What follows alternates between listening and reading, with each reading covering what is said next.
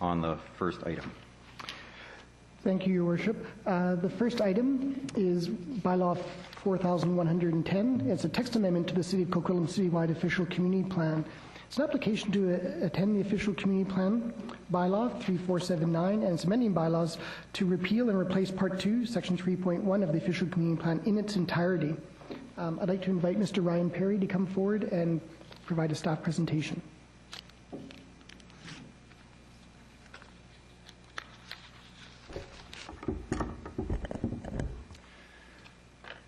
Make sure that's working. Good evening, Your Worship, Council, members of the community joining us tonight. My name is Ryan Perry. I'm a planner with the City in the Community Planning Department. I'm joined by Alex Boston, who is the Director of Climate Protection and Sustainable Energy with HB Lanark. They're the project consultants working with us on this initiative. Alex and I will be jointly presenting the information on this item tonight, which looks at incorporating GHG reduction targets as well as policies and actions into Coquitlam's official community plan. Brief overview of what we're going to cover in the presentation. Some context, looking at climate context, both provincially and locally related to legislation. Process for the OCP amendment development. A snapshot of Coquitlam's GHG emissions from 2007. We'll go over very briefly the policies and actions and proposed GHG reduction targets that make up the OCP amendment. And there's information update we'd like to give Council and members of the audience as well regarding a slight modification related to the targets that's outlined in the public hearing brief. So I'll hand it over to Alex. Your Worship and Council, just really briefly then to provide a tiny bit of context, this is a legislative obligation that the City has and all municipalities in the province have.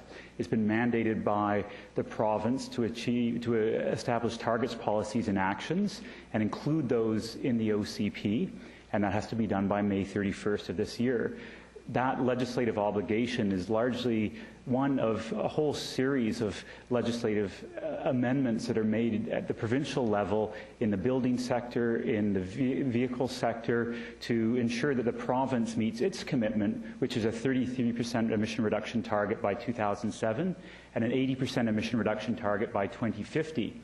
Those targets have been informed largely by science. That is the target that the best available scientific evidence says we should be aiming towards in terms of emission reductions to achieve atmospheric stability. It's also informed by quite good economic analysis. It says, a small incremental investment in making emission reductions now is going to save us significantly economically on a long-term basis. Just to give you some insight as to where municipality sits vis-a-vis other levels of government, right here, what I'm showing is the various spheres of influence by different levels of government. And municipalities only have a certain degree of influence over all of the activities associated with the generation of greenhouse gas emissions, but no level of government has complete jurisdiction really over everything. Municipalities do have influence over buildings, but certainly not as much as the province or the federal government.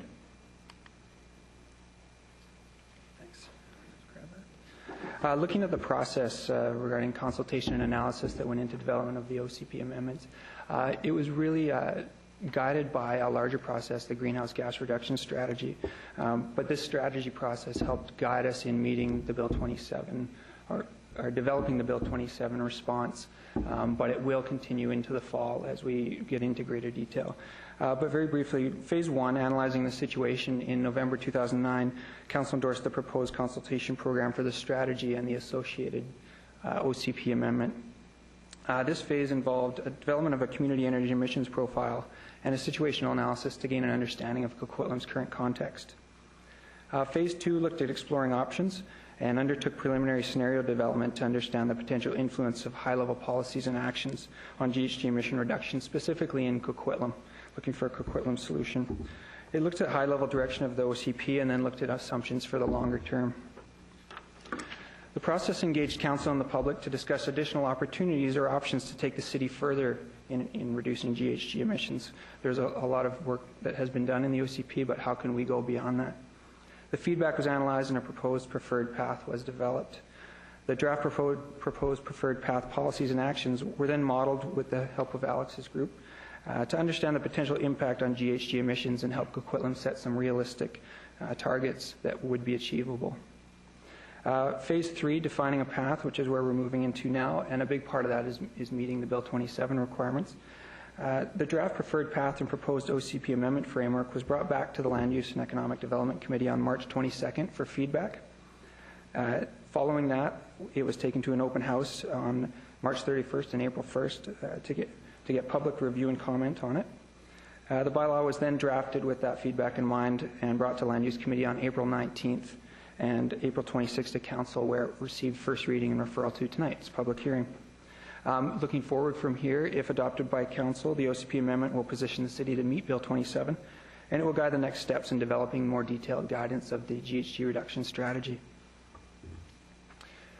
Important note to also point out that the Strategic Transportation Plan, which is underway now, provides a very timely opportunity to begin looking at some of the specific policies and actions that are proposed in the amendment and digging into them right away and starting to understand how we can start making progress and what the options getting to that more detailed level might be. Furthermore, future OCP amendment updates with OCP reviews, neighborhood plans allow us to go back and revisit these policies and actions as well as the targets to see if we're maybe ahead of schedule, behind schedule, but thinking about how we can continually strengthen our approach to GHG emissions planning. Looking at key considerations that guided the process, the OCP amendment seeks to reinforce and refine existing priorities, really looking at what some of the co-benefits of GHG emissions planning involve. They mesh very well with where we're going with network of complete compact centres, sense of place, local job creation, housing and transportation choice, and protection of the environment for present and future generations. One important consideration for Coquitlam is that it's expected to experience a significant amount of population and job growth in the coming years, and this is both an opportunity through redevelopment to make buildings more efficient, but it can also be a challenge as there are more people generating GHG emissions. So the key drivers that shaped the analysis of proposed policies and actions included looking at strengthening of trends of the current OCP and growth management approach and pursuing additional and further realistic efforts in the key sectors applicable to Coquitlam or most effectively addressed in Coquitlam. It also considered the important role of senior government in supporting emission reductions in Coquitlam and looked at the continuation of trends at the senior government level and additional actions that the City can continue to push for that will help reduce our overall GHG emissions on a community level. I'll hand it over to Alex now. He'll look at the emissions context, target setting, and proposed amendment details. Okay, if we take a snapshot of the community's emissions right now, roughly half of the emissions are in the transportation sector, and then almost half of the remaining emissions are in the building sector, industrial, commercial, and residential, and then a small percentage is in solid waste. All of that, most of those emissions in transportation and buildings are about the burning of fossil fuel. Solid waste is about methane, and it comes from just anaerobic decomposition of waste and the generation of methane. If we take a look at what would happen if the City of Coquitlam and the community's emissions, if there was no intervention by any level of government, we'd see a pretty significant growth in emissions out to 2050. This is not going to happen. The City of Coquitlam is already starting to act. The provincial government is already starting to act, so we will see some emission reductions. The whole target setting process, if you could look at kind of two methodologies, there's a kind of a top-down approach, which is more symbolic and aspirational, and they're often informed by things like what were our Kyoto targets, or what do we scientifically, what do we have to do to meet these scientifically based targets that have been established at an international level. And that's largely what the provincial government did when it initially set its provincial government targets. It did it on a top-down basis. It didn't look like the City of Coquitlam has done and quantitatively try and measure the different interventions by the municipality and by the province and what they would achieve in terms of emission reductions on a long-term basis. The province is now doing that. It's taking a bottom-up approach and trying to figure out how do we meet these really ambitious targets. I think something that's really important, this is the first time the city of Coquitlam has established a GHG reduction target. It won't be the last time, and this is a high-level exercise that Ryan Perry was referring to that's part of the GHG reduction strategy that's influenced this OCP amendment. But the next time you update your transportation plan, which will happen very soon, there'll be greater rigor and analysis in quantifying some of those emission reduction opportunities. You'll probably in a couple of years have an OCP update where there's more resources and time to look at many of the land use and building implications. That'll be another time to look at these targets and the policy and actions. You might have an exercise where you're starting to look at district energy on a community-wide basis. It'd be another opportunity to go back to these targets and reevaluate them. This will happen just like financial planning exercises happen in the municipality right now. So the city of Coquitlam commendably decided to do a very rigorous bottom-up evaluation of the opportunities. This is the proposed OCP amendment, and it's gone through first reading. And as Ryan indicated, an important theme here is that we tried to not create a climate an energy silo with all these individual amendments, but layer it on top of it and integrate it into all of the work that the municipality is already doing. The first part of the OCP amendment largely establishes a little bit of context. Hey, there's a scientific imperative for taking actions. All levels of government need to be engaged. And then it sets a couple of targets on a per capita basis and then on a community-wide basis.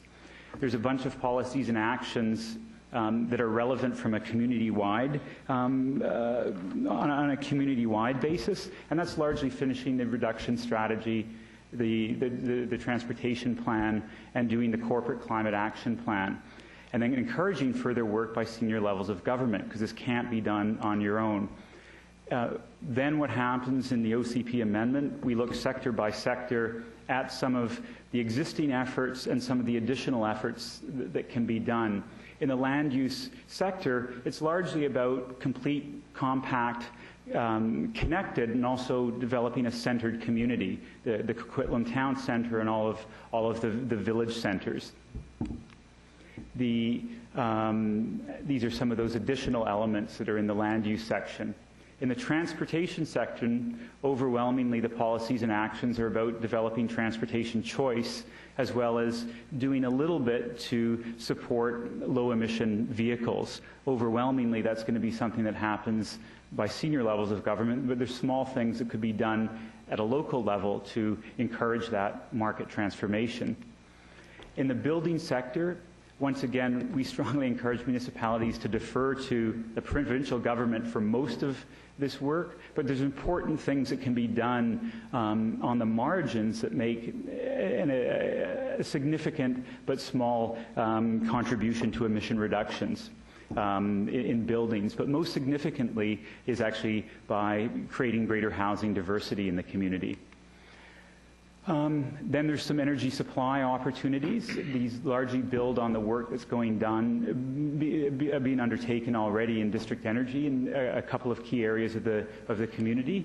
And then on solid waste, it's adopting the Metro Vancouver targets, not their entire plan, but their targets, which are updated from a previous plan, and then encouraging senior levels of government to also go further.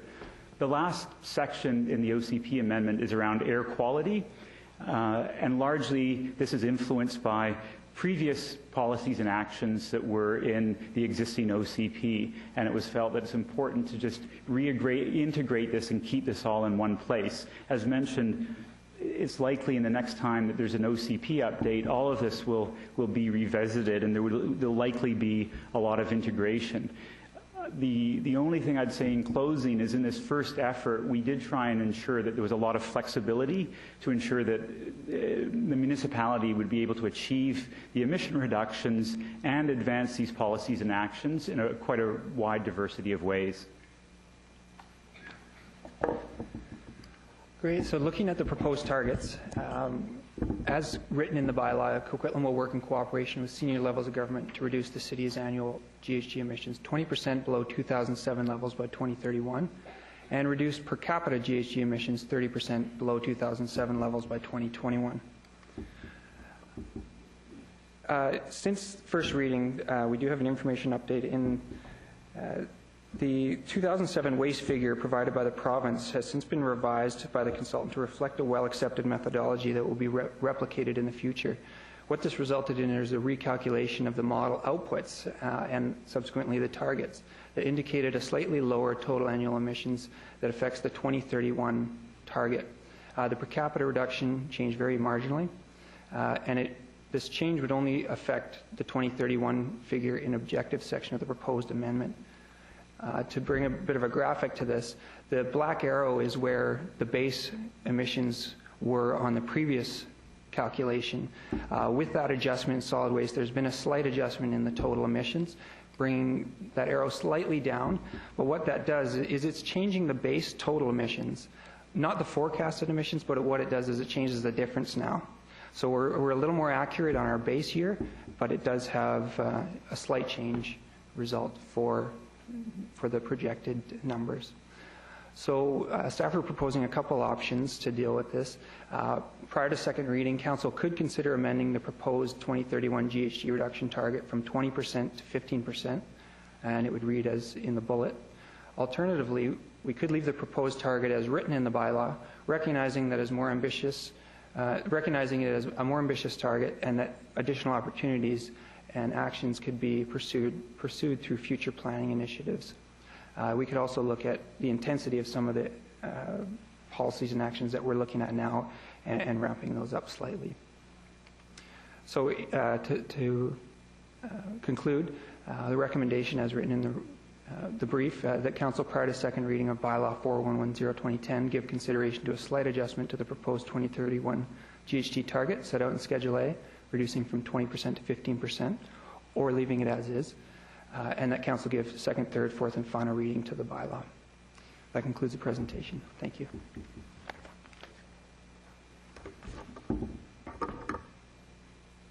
Thank you very much. Before you go, I think Councillor Asmundson has a question.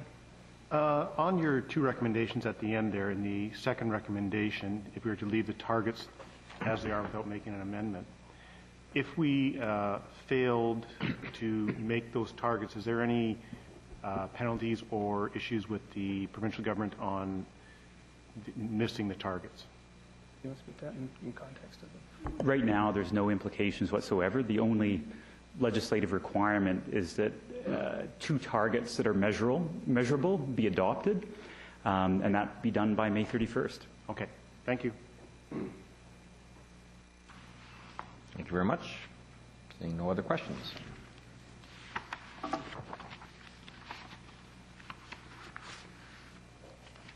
Mr. Clerk. Thank you, Your Worship. We have one registered speaker. I'd like to invite Mr. Dwight Yoakum to come forward, and he has a brief presentation as well.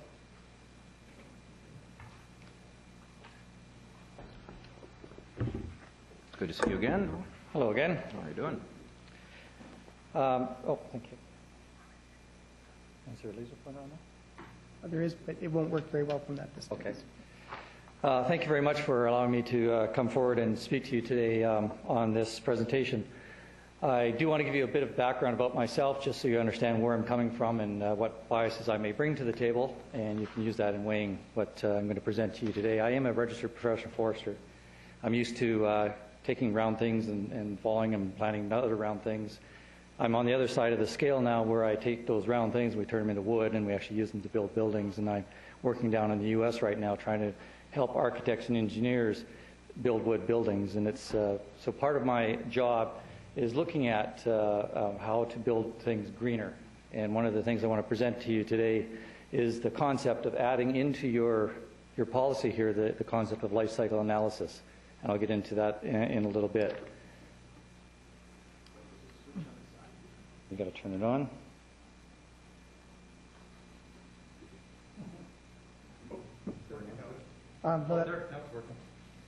He's a forester, not a technologist.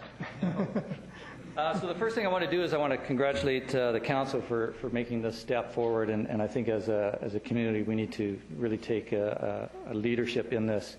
And looking at what's being presented to you is a good step forward. But I think we're missing a piece of the puzzle that we can really add into this and make a better picture of it. And that has to do with what we build our things out of, and analyzing and determining whether or not a product and what we choose to build into a product is really as green as we can be when we're deciding on building materials in the city of Coquitlam. And what I'm talking about is green choices are extremely complex, and you get people sitting around the table and determining whether or not recycled steel is the best way to go, whether adding ash to concrete is the greenest product, whether using wood is the greenest product. But I think this quote says it all. It ain't what you don't know that gets you into trouble. It's what you know that just ain't so. And so what I'm going to try and do is debunk some of the myths that are out there right now and use science to help you determine your choices. And what I'm suggesting that the city look at is perhaps building within the policy the concept of requiring that life cycle analysis be used by building designers and permitters when they're presenting a building to the city to determine what actually is the greenhouse gas emission of the building that they're putting forward compared to what might be the lowest greenhouse gas emission that could possibly be used in that particular building. And this is similar to a concept being piloted by LEED, which is a green certification program that's quite popular in North America right now. And it was started, the life cycle analysis was started by the United Nations to look at basically the entire product from birth, so from the actual raw materials right through the manufacturing of those materials, production stage, the use of those materials to the end, so it's called cradle to grave kind of analysis. And it's quite complex when you get into it. What they look at is the amount of energy that went into that product at every single stage of the process, the amount of emissions that came out of that product at every single stage, and also the amount of waste that came out of that product at every single stage. And that gives you the total impact of that particular product on the environment. So when you take and decide on using a particular product, this will tell you exactly what the impact of that product will have. In other words, how much greenhouse gas emissions will a particular choice give you in the environment. And what it does is it looks at the resource depletion out there, acid rain damage, the water pollution, climate change, air pollution, all of the stuff that we're talking about today as far as greenhouse gas emissions go is considered in life cycle analysis. But the nice thing about this is, as complex as it is and the databases as huge as they are, the tools to figure it out are at your fingertips, literally. There are several tools on the internet that allow you or the permitter to go online and determine how much impact their particular building is going to have in the environment. There's Bees 4.0 is now on the internet, and then there's the Canada's own Athena Institute has what they call an eco-calculator, and it's very easy to use. You go in, you put in the type of products you're putting in your walls, in your floors, in your ceiling, and it will tell you the impact you're having on the environment very quickly. And then you can change those choices and add in more concrete, more wood walls, more different types of combinations, and at every step of the stage it'll tell you what the impact is going to be. So you as a council will know any particular building, what the actual impact that building is having on the environment based on this calculator. So for example, if we took a look at all these different products that you could possibly choose from using the life cycle analysis, which is looking at the impact of that product from birth to death, what you'll find is one product kind of stands out a little bit. It actually stores carbon. So even though it takes a bit of carbon, it takes about 50 or 100 units of carbon to produce, it actually stores carbon, and that's wood. And it has a negative net carbon impact on the environment. The rest of them actually have quite a positive impact on the environment. So looking at this room here, we're actually sequestering carbon in the products you're made of. Unfortunately, probably the structure of the building is made out of concrete, which released a lot more carbon than we're storing. So we could have made a better choice in this building. But we've got at least some carbon stored in the furnishings and how it's made. So taking a look at some of the other research out there, looking at all of the various, about 7 different categories that are measured in life cycle analysis, assuming that wood is 100, we look at what the other choices are. The middle one is steel, just virgin steel being used, and the other one is hypothetical steel, 100% recycled steel. Everyone thinks that if you use recycled steel, you're going to have the best possible way of doing it. Unfortunately, recycled steel has at most 60% content of recycled material in it. So we're assuming we can get 100% recycled steel. You see that compared to wood, some of those areas like water pollution is 800% greater than using wood. Where 100% recycled steel can be better than wood is in air pollution and resource use. But again, there's no such thing as 100% recycled steel.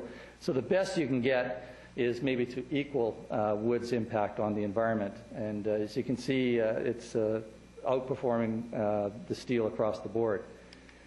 But to take a look at other products, we take a look at wall assemblies and say, let's all of the different choices you can have in wall assemblies, which is having the greatest impact. So using life cycle analysis, and again, Quorum is a consortium of universities that specialize in this kind of thing. You look at how positive wood is based on all the other options. And then you take a look at that over 60 years of lifespan, look at the embodied energy, and again, a wood house is outperforming a concrete or steel house, and this is the same of any building. And I can go on, there's a lot of information here, but what I want to leave you with is that I think Coquitlam Council itself can be a leader. I take a look at the arena up on Poirier and the reconstruction. I congratulate you on that because the greenest building you can possibly have is one that's already built, and you decided not to demolish it but to add to it. And you're actually using steel and wood to help support that and strengthen it. Unfortunately, the pool across the way that you replaced, the only pieces that were salvaged out of it were the glulam beams that were in it, were salvaged out of it. And the pool that was used to build has no wood in it at all. And the amount of greenhouse gases released by the construction of that new pool using mostly steel and concrete was enormous. I look at the addition to the fire hall as well, and I see no wood going into that as well, and I see a huge amount of greenhouse gas released there. So I think as a city council, you yourselves can use greenhouse life cycle analysis to analyze your own buildings and determine what can be the greenest possible building we can build here in Coquitlam. Thank you. Thank you very much. I'd like to leave you with some books on this. That might help you with that as well. Thank you. And related to the fire hall, I don't know if the fire chief likes wood as much as you do. I've got lots of examples of fire halls built completely out of wood. Thank you. I was being a little facetious. Thank you very much. Okay, and that's the list of registered speakers. We'll now open the floor to anyone else who would like to speak on this item. Are there any further speakers to this item? Are there any further speakers to this item? I will ask a third and final time. Are there any further speakers to this item? Seeing none, I declare this item closed. Thank you, Your Worship. Item 2 on this evening's agenda relates to bylaw number... my apologies. Oops, go ahead. Go ahead, Councillor Reid. I am going to excuse myself from this item. One of the properties, actually the only property, all of Bylw Mountains is on the Macy Soball alignment. And I am going to excuse myself from this. And I wasn't there when it was put to public hearing.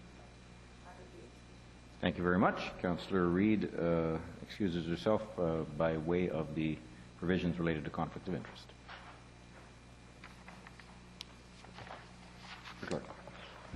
Thank you. Item 2 relates to bylaws number 4104 and 4105, and these relates to properties at 1395 and 1403 Coast Meridian Road, 3400 and 3410 Highland Drive, and 3409, 3415, 3421, and 3431 Queenston Avenue. The intent of bylaw 4104 is to amend the official community plan and its amending bylaws to amend the land use designation on the subject properties as outlined in the map attached in marked Schedule A, and to change it from small village single family, large village single family, and street oriented village home to large village single family and conventional townhomes. The intent of bylaw 4105 is to again amend the OCP and its amending bylaws to rezone the subject properties outlined on the map in Schedule A from RS2 one-family suburban residential to RS8 large village single-family residential, RT2 townhouse residential, and P5 special park. And the application, if approved, would facilitate the development of approximately 72 large single-family residential lots, one townhouse site, and a streamside protection area, as well as a neighborhood park. Ms. Erica Tiffany is here to provide this initial staff introduction.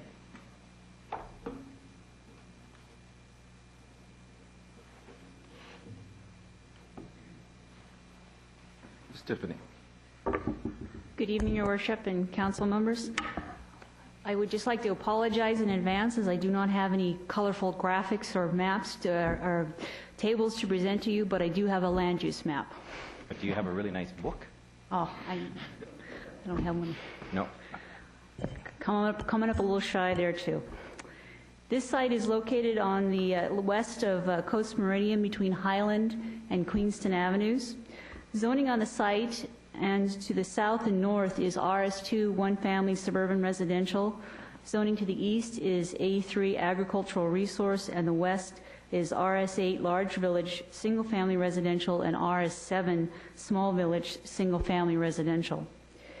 The existing official community plan land use designation for the site is predominantly small village single-family, with a large village single-family on a few lots fronting Coast Meridian and Highland Drive. Adjacent, there's also street-oriented village adjacent and to the east at the neighborhood park site at the southern portion of the subject properties. The applicant is seeking to change the small village single-family designation to the large village single-family, which is this lighter yellow and that predominates the site. They are also planning to redesignate the northern portion of the street-oriented village home that's in this area here to large village single-family. And they're also planning to, proposing to redesignate this site here to conventional townhome, this area just east of the watercourse. The applicant is also seeking to rezone the site from RS2 suburban residential to the appropriate corresponding zones of each of the respective OCP land use designations.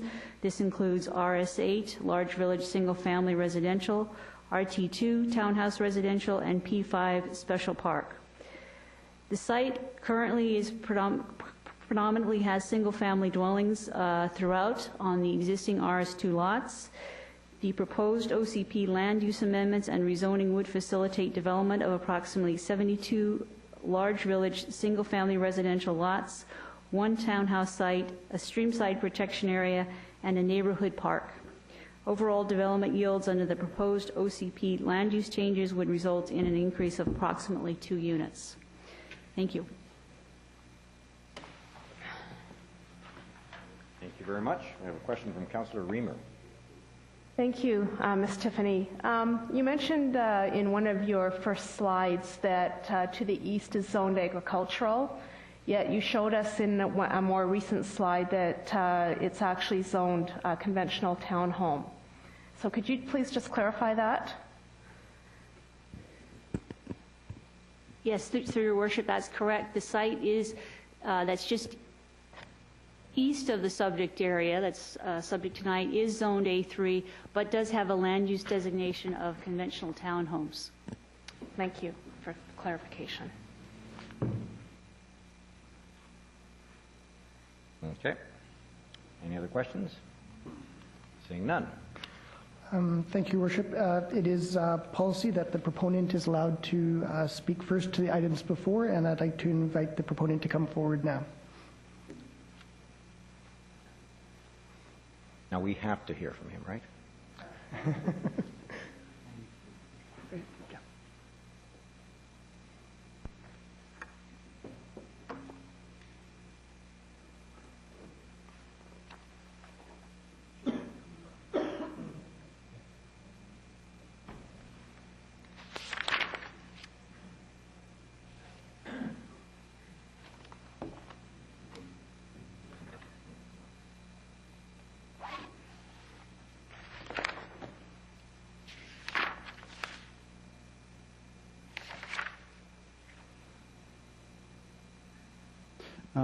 Thank you. My name is Raymond Ostein, Development Manager for Westbuild Holdings, 1450 Johnson Street in Coquitlam. Appreciate the opportunity to be able to stand up here tonight and present the application that we're proposing. This is a very recent air photo from now just a few weeks ago, showing the site in context of Coast Meridian, Queenston, Highland Drive, and the amount of development that's been taking place over the last couple of years.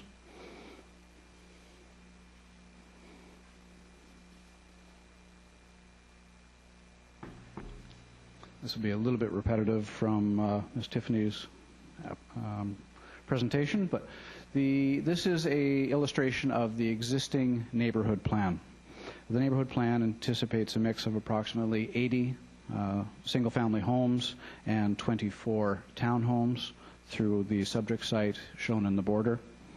The plan also anticipates rear lanes and a north-south road bisecting the middle of the site through this area, and also anticipates a neighborhood park.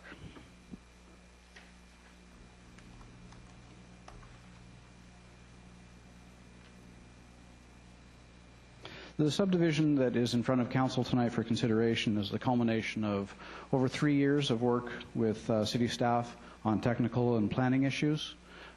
Westbuild has hosted a couple of open houses that we've invited all of our neighbors to and the local residents, as well as we've had a number of one-on-one conversations with many of our neighbors and stayed in constant contact and been available for any discussions or questions. As the staff report states, this application is based on 4 changes to the neighborhood plan. One is the elimination of the rear lanes due to the steep site conditions, and that all the single-family homes would be RS8 rather than a combination of RS7 and 8 for a total of 72 homes. And moving the townhouse component from the back of these lots to what we believe is a more appropriate site for the townhouse component, and replacing the middle north-south road with a pedestrian walkway. What I'd like to do is take Council through the proposal. So moving from left to right, a roadside ditch will be protected and enhanced along Coast Meridian. And what that would mean is that the homes facing Coast Meridian would not have access from that street, but they would architecturally face Coast Meridian. Access instead would be from the rear road here. In the neighborhood plan, this was shown as a regular laneway, a narrow lane. What we're proposing is to widen that to a smaller roadway, including a sidewalk and streetlights, which would not have been in the neighborhood plan.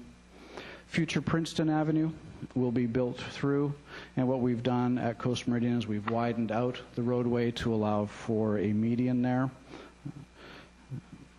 We've eliminated, as I said before, the north-south road due to the difficulty of coming through here on the road, planing up to each of these intersections and moving up the road through the steep grades.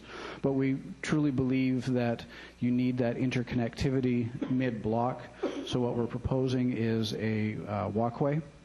And the walkway would start from the new North Road through our site, connect through to the new park.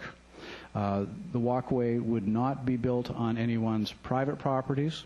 Should those to the north decide to develop at some point in the future, the walkway could continue at that time. Also in this application, we have the ability now to bring the full neighborhood park to the community sooner than had been expected with Westbuild's purchase of those 2 parcels. With the townhomes, we've moved them from this area, as I mentioned, over to what we believe is a better site. It's irregular in shape and size. It has a greater depth to it. It works very well for townhouse.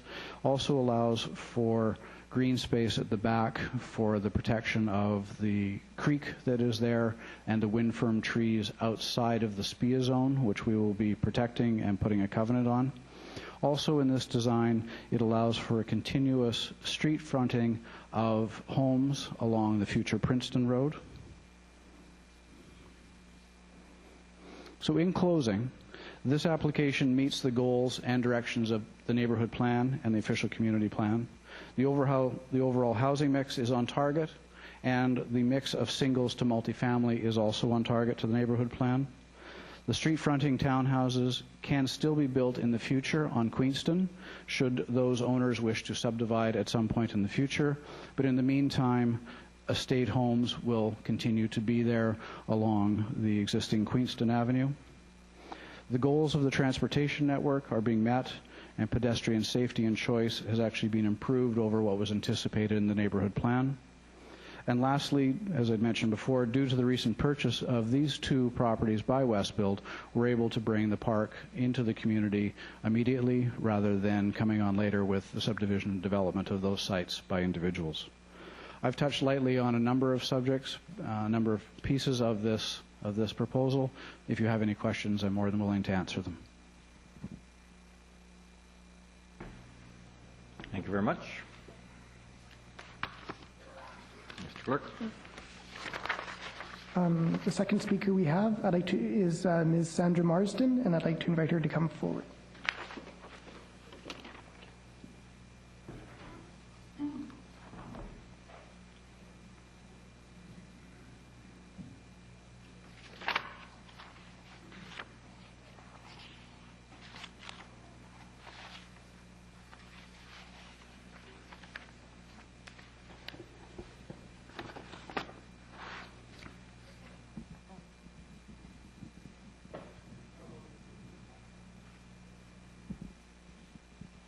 Welcome, Ms. Marsden.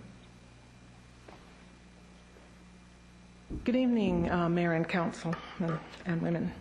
The changes to Westbuild's development plan have many improvements over the original OCP plan.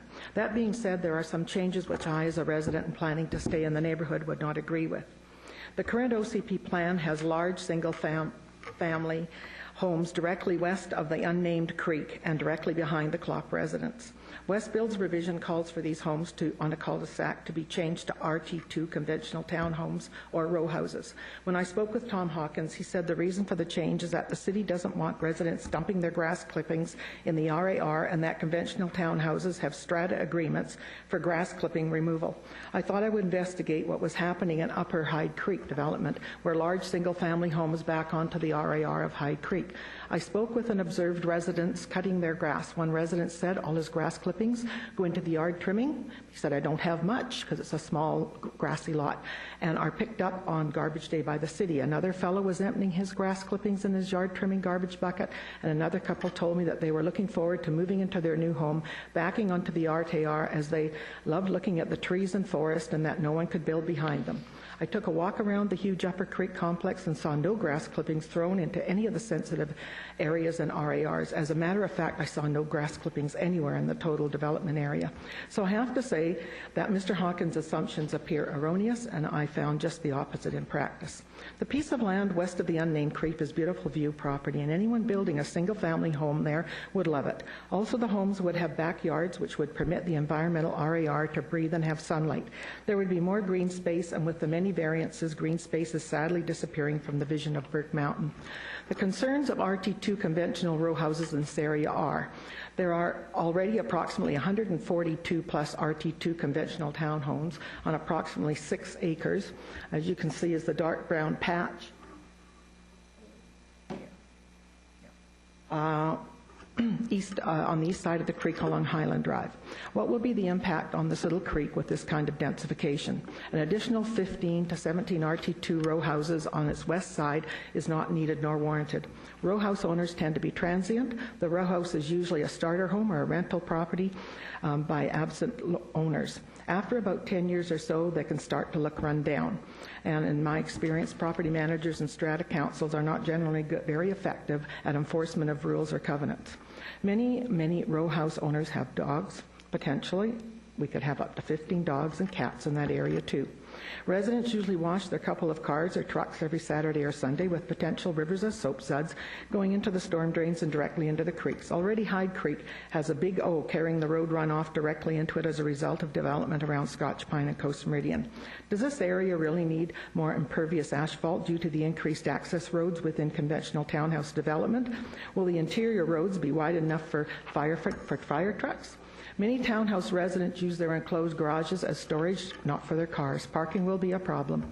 On the east side of the creek, along with the approximate 150 RT townhouse units, will be a public trail running along the entire north-south length of the small creek. Enough impact?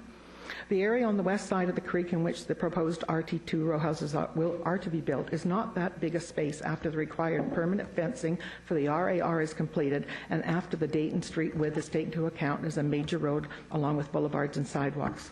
With the current RT2 townhouse zoning under review by the City Planning Department, with potential changes to minimize setbacks and increase densification and height, with no design guidelines in the current RT2 zoning bylaw, for these reasons alone, RT2 row houses west of the creek should not be built. To follow the sentiment of the expectations expressed by Councillor Reid in her recent comments on the possible introduction of coach houses over garages as an experiment in the Smiling Creek OCP, we as residents know what we like about RT2 townhouse design guidelines in our neighbourhood, but what we could get or end up with in the RT2 conventional townhouse amendments, if approved, might not be what we want or what we think we'd be getting. Westfield has been unable to have artist sketches or design, layout, or even the positioning of the RT2 townhouses available for neighbours to see. This is not a NIMBYism attitude by the Highland Drive residents who live near this creek. Our immediate neighbourhood is scheduled to take about 300 conventional townhouses, give or take 20 or 40 units. The one that I just pointed out, and the other, if you look Highland Drive and Dayton, that other hatchback brown area.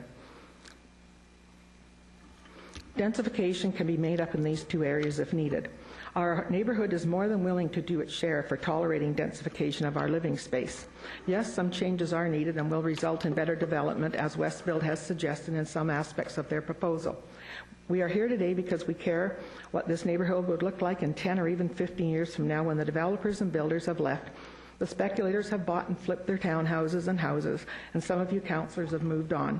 We do not want a ghetto look and feeling to Burke Mountain. We want a neighbourhood where people will want to live and stay because it is well planned. That is why I gave so many hours of my time to this OCP development process, not to see densification become synonymous with moneyfication. Some residents want to sell and leave this mountain because of what they see happening to it.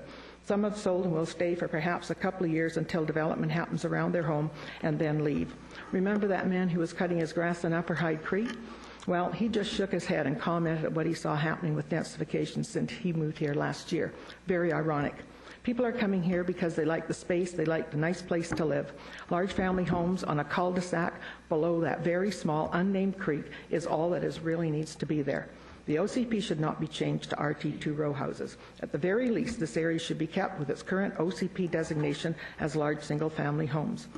In the current OCP, the Queenston RTM1 townhouses and residents are only a couple of steps away from a joint elementary school and huge park site. The OCP guideline is to cluster townhouses near schools and parks, which is exactly why the RTM1 street-oriented townhouses were located on properties on Queenston Street in the OCP. The RTM1 street-oriented townhouses on Queenston should remain as on the original OCP plan. There is no obstacle to their present OCP location on Queenston Street. In Westfield's own words from this publication I have here, Burke Mountain, sorry? Ms. Marsden, are you able to sum up, or did you want to? I have about, I could come back. I have about a minute. We can put, I'll give you a minute, but otherwise you can give you 5 more minutes, but we'll allow other speakers to speak. I'll take the minute and then I'll be finished. Okay, we'll give you a minute. In Westfield's own words, share the vision, shape the future. Burke Mountain represents a significant natural heritage for the residents of Coquitlam. This heritage will be preserved. Future development of Burke Mountain will complement nature, not replace it. The first neighbourhood, Upper Hyde Creek Village, will set a new standard of incorporating generous amounts of open space into the emerging Burke Mountain community. We are committed to maintaining this high standard for all the neighbourhoods in Burke Mountain. Existing residents in the area, that's the Upper Hyde Creek area, will continue to enjoy all the amenities and private space they currently have. Do we in the Smiling Creek area deserve the same? What works in Langley, Burnaby, Vancouver, Ranch Park, Como Lake may not be a good fit here, both architecturally and environmentally. We need developers, council, and city staff to realize it can't always be about the dollars. We should not have to meet population density goals at the expense of sustainable livability of the Smiling Creek area. I urge council to maintain the current large single-family home zoning in the area west of the creek, to have the plan adjusted in order to relocate the green space on Queenston to a more central area, perhaps for the 72 new homes, and to leave the RTM1 street-oriented townhomes in their original location around Queenston Street as per the current OCP. Thank you very much. Thank you.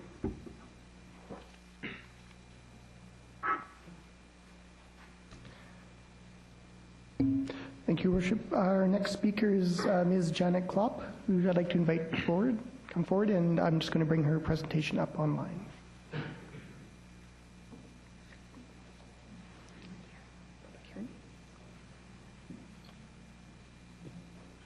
I'll also be putting this up after so that I can point on it. Thank you. Okay. Oop. What do I need to do? Oh, it moves as a mouse. Perfect. If you want to Okay. highlight on which photo you can Yeah, click I'll on just that. start from the top and go down.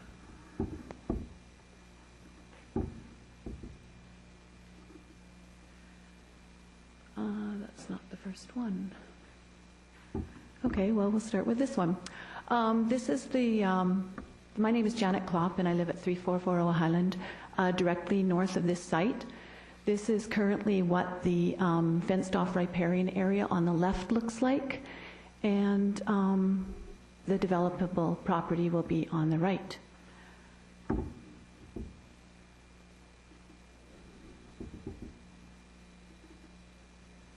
This is looking north on the same site, the riparian area on the site, and the fencing, fenced-off developable property to the left or the west. This is what the riparian area should look like. It's completely left untouched. The creek is just down in here, you can just see, and it's quite a healthy little creek. It runs quite clear, no algae, and it's quite the beautiful little setting.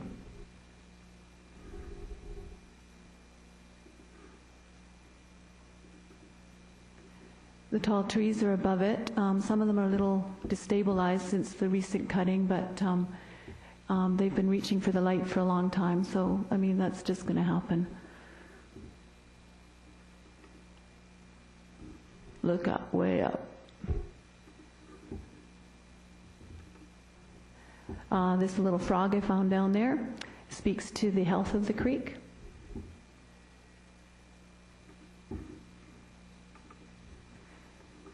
Again, you can see how nice and clear this creek is running. This is a site directly off the lower edge of my property looking south.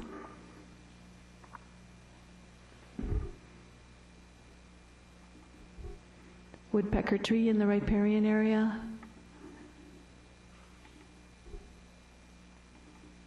Whoops, what's going on here? Point at the end. Trillium. Nice little setting in there. Skunk cabbage, bear food. Right, Drake? My home on Highland Drive. We've left a few of the trees behind us for screening, privacy, noise, dirt, light pollution. This is the site from Coast Meridian looking directly east.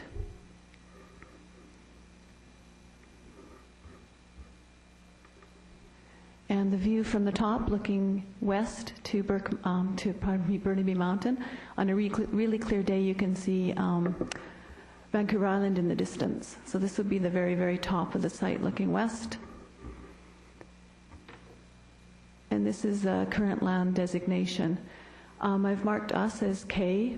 My comments are mainly concerned with this orange particle here.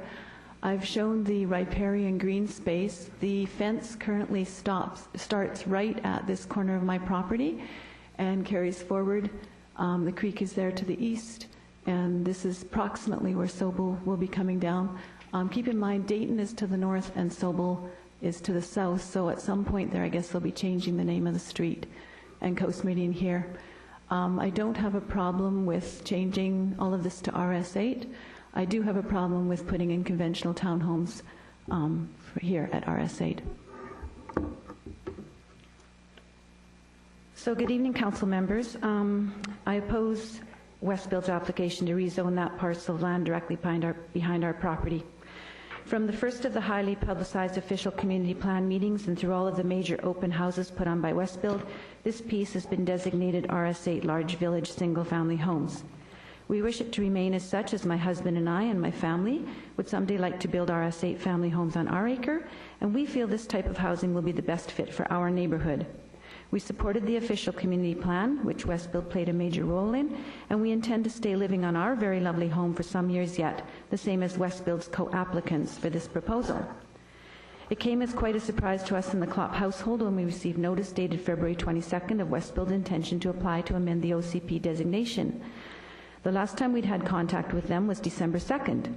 Their representatives were surprised we would oppose their artist's rendition of pushing all of Sobel onto the lower southwest corner of our property, and that we would not grant them a 3-meter easement to cut down trees on our property adjacent to theirs, especially without any offer to compensate us or our neighbors for any harvested wood.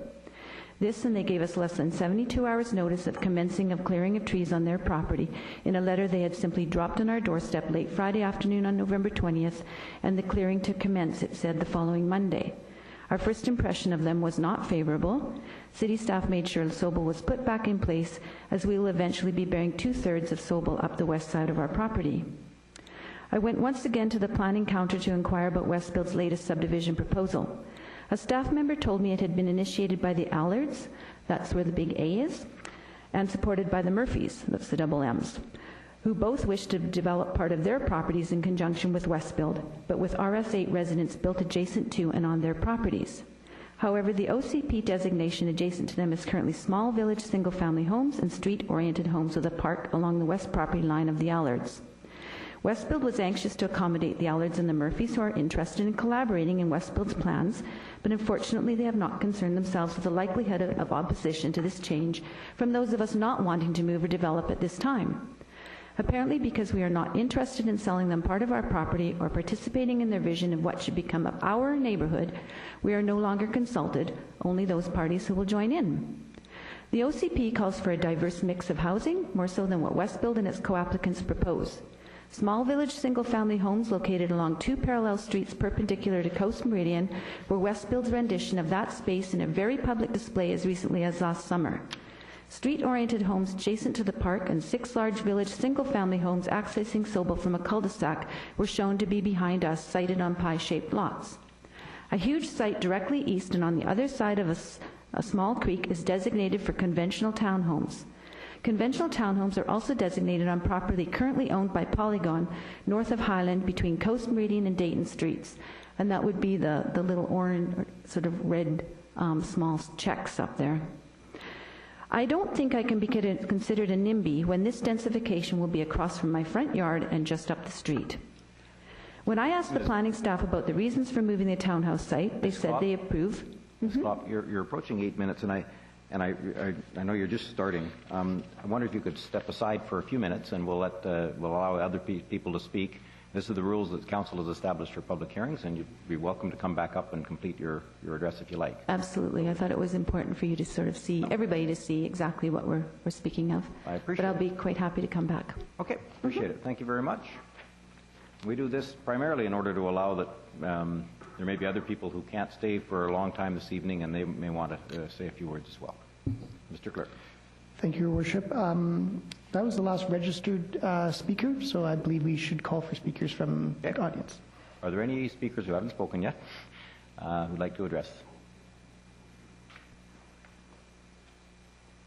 Good evening. Good evening. My name is Barry Allard, and I live at 3421 Queenston. And I would just like to put on record that I support Westbill's application to develop the land, and I am participating in it. and they've done an excellent job of the Westwood Plateau, and I think they can do the same thing on the Burke Mountain. And it will eliminate a lot of pollution problems in the ditches on Burke Mountain by putting in sewers. That's all. Thank you.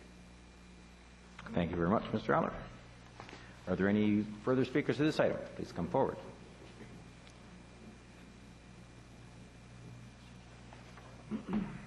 Hi, my name is Nancy Constable, and I am currently residing at 3431 Queenston Avenue. I've been a resident of Burke Mountain for 21 years. Recently sold our longtime property on Coast Meridian and Queenston, and we looked all over Coquitlam for another place to live. And even with all the development on Burke Mountain and how much I've loved it over the years, I can still tell you that there's nowhere else I'd rather be than on Burke Mountain and on Queenston Avenue now. And I do support this proposed neighborhood. Thank you. Thank you very much.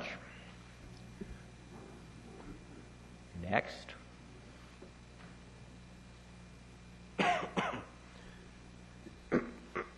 Your Worship, members of council, I'm Bob Morse. I'm Executive Vice President of Morningstar Homes. Our address is at 946 Brunette Avenue in Coquitlam. To date, Morningstar is proud to have built nearly 200 homes on Burke Mountain. We have an agreement with Westbuild to buy the single-family lots that are being produced here tonight. And we've already started developing cutting-edge plans, which are based on feedback we've had from thousands of people who have visited our show homes at the 3 projects we've done on the mountain. All the homes will be built green, and they will have 12 inches of topsoil as well as rain barrels, which is a system that Morningstar developed and was actually brought into the entire area by the city. So it is a system that it doubles the retention of rainfall on a developed lot compared to a traditionally landscaped lot. So in closing, we strongly support this project and look forward to building the homes and continuing to support the local trades and suppliers. Thank you. Thank you very much. Are there any other speakers to this item? Please come forward.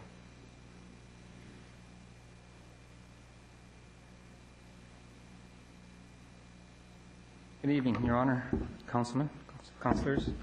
My name is Melvin Lutzig. I currently reside at 3410 Highland Drive, one of the properties which Westbuild is looking to develop. I guess my main feelings about the development are, one of the things is that the septic fields that are leaching into the ditches and the waterways, approximately 7 would be eliminated from the system now. The new storm sewer collection system would open with the open ditches and sometimes get pungent odors and it leaches onto the fields and behind us and these ditches, and that would be corrected once the sewers were put into place. And that's basically my main objective, is talking about those things that would be cleaned up. I feel it's a long time in coming and cleaning up those systems now on the mountain. So thank you for listening. Thank you very much. Is there any other speakers to this item?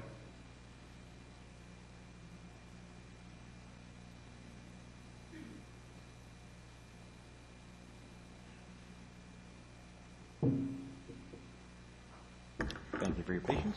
So I believe Mrs. Marsden talked about the grass clippings. I don't think anyone would go to the trouble to get through that jumble of riparian area I showed you to dump their grass clippings. And besides, they'll have enough room for a compost box if it's a single-family home there. So the planning staff person also said the proposal would render only one driveway from the complex onto Sobel, which would eventually be a busier collector route. But the cul-de-sac in the original plan would serve the same purpose and would be even safer. Lastly, and this really got my dander up, the collector route could provide on-street parking for the complex. And I believe they're supposed to park on their own property. Parking's been a real problem in some of the newer areas. The people who sat on the official community plan committee had quite a different vision for this piece of property. They met for 17 long meetings, and they served with the understanding that their opinions for their neighborhood were valued and respected. I've spoken to many of them, and I can tell you they are disillusioned with the experience. They proposed street-oriented homes beside the small park to give the families who inhabit the homes a green space nearby to play in, somewhere where they could toss a ball or throw a frisbee or play with a dog. It would be a win-win relationship, as the townhomes would be close enough to monitor the park for any problems that might occur and provide the families with a meeting place for play and leisure. It would be a gathering place. Potentially, older children could make use of the park, giving them some freedom, independence, and exercise while their parents could still keep an eye on them.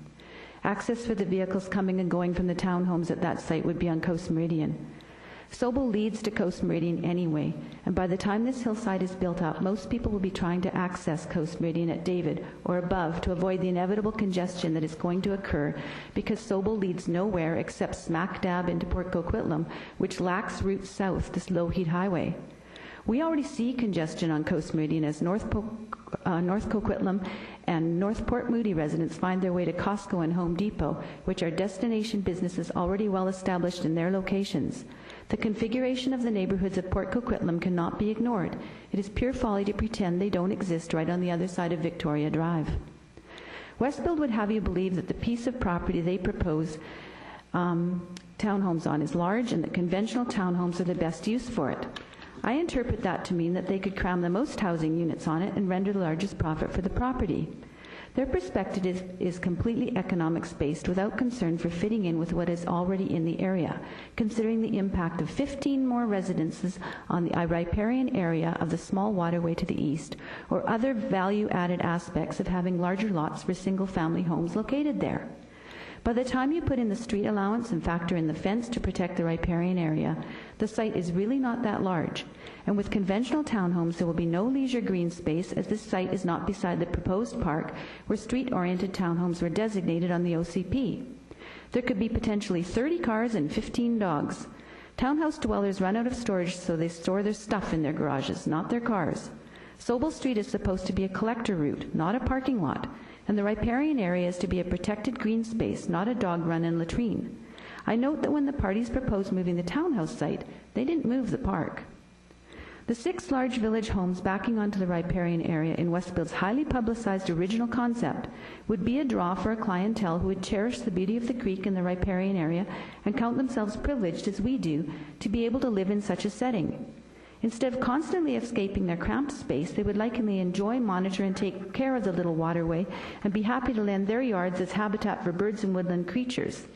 Their view would be spectacular, all the way to Vancouver Island on a clear day. Coquitlam would win because the additional foliage would clean and cool the air, keep the creek healthy, and would provide some wooded natural space in all the density that is yet to come. There are few opportunities these days for people to have larger lots where their children can play in their own yards, or they can have a hobby garden where people can build a custom home. The residents would park their cars off the street in their own driveways or contained garages, allowing traffic to move fluidly along the collector route. I would ask that Council turn down the application for subdivision and zoning amendment bylaw 4105 and 4104, or amend it so that the entire site would be large village single-family homes to preserve the uniformity of our neighborhood. Burke Mountain is what it is. It is sloped, has watercourses, ravines, a lot of rain, and our neighborhood. Since we acquired our property, this piece under discussion has changed hands at least 3 times. Westbuild has owned the majority of this property a long time. Some single-family properties should be offered with more square footage to enhance the total mountainside, and there is value in their spaciousness and potential city taxation. I understand we need density to generate taxes for services and maintenance of our streets, but putting conventional townhomes directly behind my property will not honor the plan for the environmental protection of waterways leading to salmon habitat that the OCP committee was particularly concerned with. The Klopp family intends to be living here for some time yet. We have our home business office and my husband's wood shop here, where he has made more than half the furniture in our house, and a large vegetable garden which we have successfully tended since before we even moved in 19 years ago. Really, density in Coquitlam should be achieved with infilling closer to central transit routes, large public parks, commercial centres, and arterial traffic corridors, not so much in its peripheral neighbourhoods. Yes, we have David Avenue to finally connect us to our municipality, but the north-south routes are sadly lacking, and Coquitlam City and the developers don't have any control over that. We will have townhomes in this neighborhood, but they don't belong behind us at 3440 Highland. Planning to put them there to provide them with on-street parking defeats the purpose of having concealed garages for the parking of their cars on their own property. We hear there is already considerable bickering between neighbors down in Upper Hyde Creek Village over parking. They barely have enough turning radius in their lanes to get their cars into the garages. They're backing into each other's buildings, and in many places a fire truck would not be able to get through should it be needed.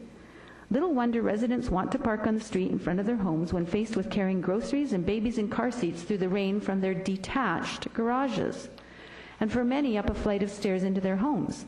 Many times great artistic concepts are not that practical.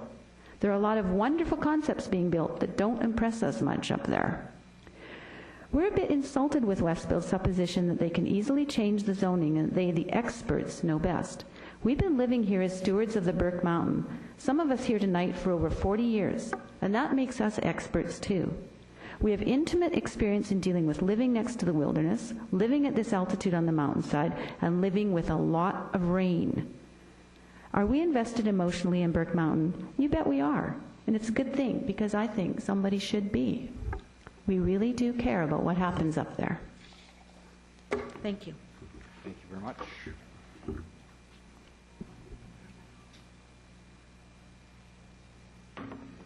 Thank you. Are there any further speakers to this item?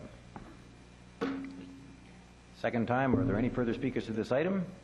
And I'll ask one last time. Are there any further speakers to this item? Seeing none, I declare this item and the public hearing closed.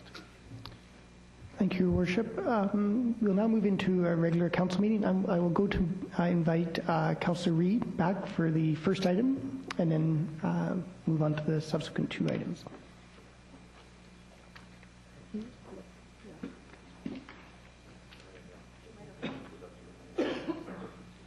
We'll find out in a moment.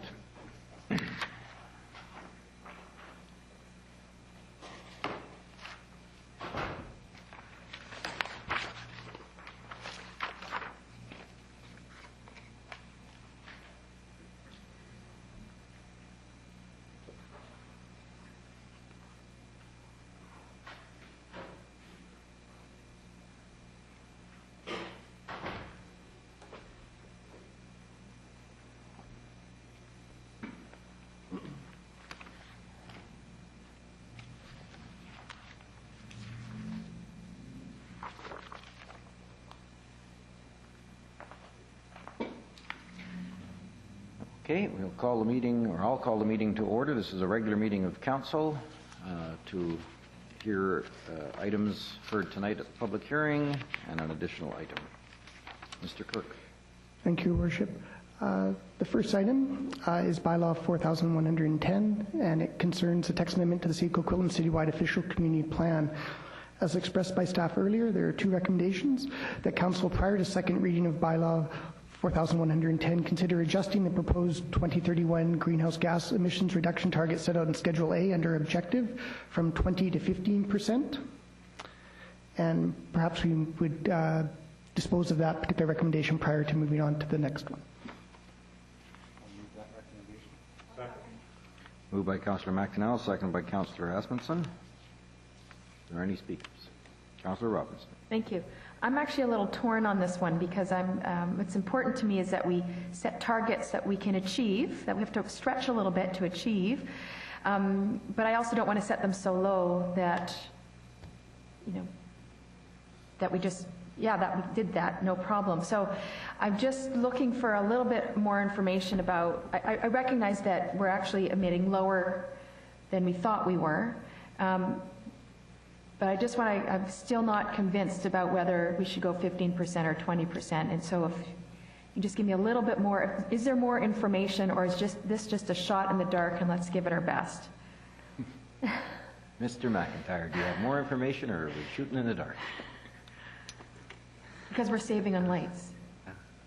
No shot in the dark. I'll offer a few comments, and then perhaps if Ryan wants to speak to it, he can as well. First, we wanted just to be absolutely clear and transparent on this. And that's, I think, was explained before as to why the percentage is going from 20% to 15%. And we thought that was best, because you need to start at a realistic situation. I guess the thing that struck me, though, is that the amount is the same. The GHG reduction, the tons of carbon dioxide, is the same. So we're still trying to achieve the same thing. It's just when you measure it against the yardstick of where you started from, it ends up being a little bit less. So that's why, and we wrestle with this as well. It's tough. It's a difficult situation to be in. But this is why we're putting this forward as a recommendation. Alternatively, we can have more kind of the aspirational goal out there. And perhaps in time, as we go back and revisit our plans, we can, the other measures, other levels of government will have stepped in and helped us and other communities in having reached those other goals. But at this point, we feel this is perhaps the most practical. And let's start with this, and we can revisit it over time. Okay, that's helpful. Thank you. And last comment, I'm actually going to ask one. So this is imminently amendable at some point in the future where we decide that, in fact, we were better off leaving it at 20 or perhaps going higher than that or whatever as our successes evolve. That's very true, Your Worship, and I think Ryan touched on this in the presentation, as did Alex. It's very interrelated. We've tried to break it out in the OCP amendment between land use and buildings and transportation, but it all comes together to have that impact. And certainly in transportation, we're just embarking on an update to the city's strategic transportation plan. So again, through that, give us that ability to focus in on some of these measures. Thank you. Are there any other questions?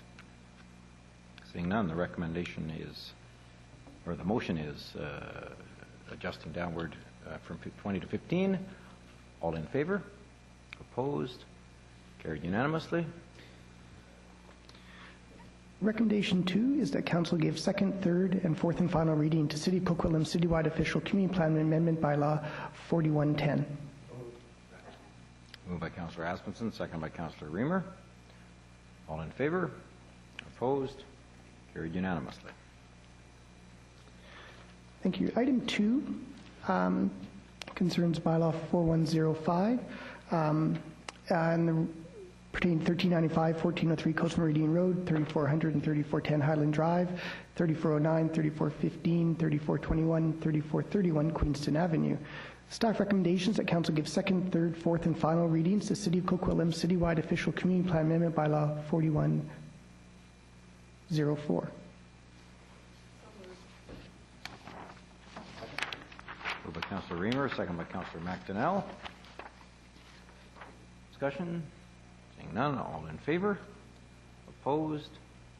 Carried unanimously. Recommendation 2 is that Council give second, third, fourth, and final readings to City of Coquitlam Zoning Amendment Bylaw 4105. Moved by Councillor McDonnell, second by Councillor Reamer. No discussion, all in favor? Opposed? Carried unanimously. Thank you, Your Worship. Item 3 relates to Bylaw 4112 and its fourth and final reading of the 2010 Annual Tax Rates Bylaw 4112. Recommendations that Council give consideration to fourth and final reading of 2010 Annual Tax Rates Bylaw 4112. Moved by Councillor Reamer, second by Councillor Lynch. This is fourth and final. Discussion, all in favor? Opposed? Carried unanimously. Thank you, Your Worship. That is the final item on the agenda this evening.